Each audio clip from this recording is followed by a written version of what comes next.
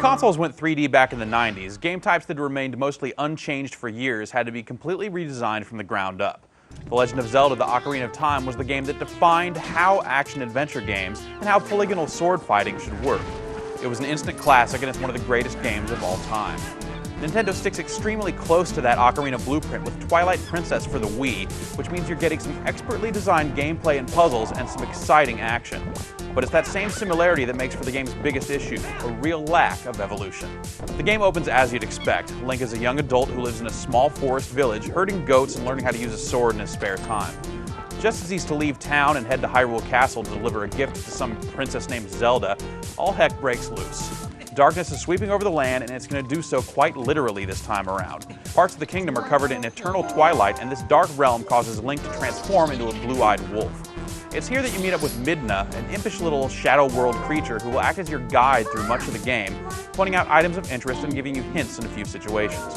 Your first goal is to simply clear the twilight from the land and restore it to its normal state, freeing its inhabitants.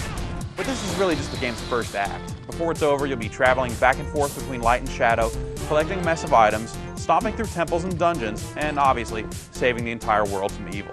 It's hard to view Twilight Princess as some sort of technical masterpiece, but from an artistic perspective, this game really looks terrific. A large part of that is due to the way the shadow world and its trappings look. When you change forms or teleport, Link gets broken up into these cool black squares that reform in your new shape or location. It's a really neat effect that stays cool from start to finish. Speaking of start to finish, Twilight Princess is much longer than the average action-adventure is these days. You can expect to spend somewhere around 35 or 40 hours playing this before you'll finish it, though if you take time out for the many different side quests and mini-games, that number continues to go up. While you can earn item upgrades by completing some of these side tasks, none of them are very useful. The sound in Zelda is sort of like the graphics. The music is artistically terrific with lots of great melodies, many of them originating in previous Zelda games. But technically, it's still a bunch of sample-based synthesized music. Considering that the Wii is the system that finally gives Nintendo a more standard format with more room for data, and considering the standards for video game music these days, it's surprising that this game wasn't given a full orchestral treatment. The same can be said for the way the game tells its story. The entire game is done in text. At this point, that's practically ancient. Maintaining Link's silence is one thing, and sure enough, he doesn't have any lines of dialogue in the game. But in this day and age, everyone else in this game should speak. Buttoning your way through pages of dialogue during cutscenes is pretty disappointing. The unique features of the Wii controller come into play in a few different ways.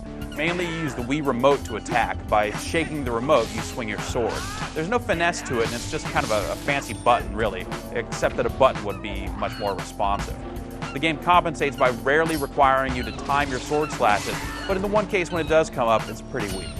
You'll also do spin attacks by shaking the nunchuck, and anything that requires you to aim can be done using an on-screen reticle by aiming with the Wii remote, which usually works pretty well. The speaker on the Wii remote is used a lot too.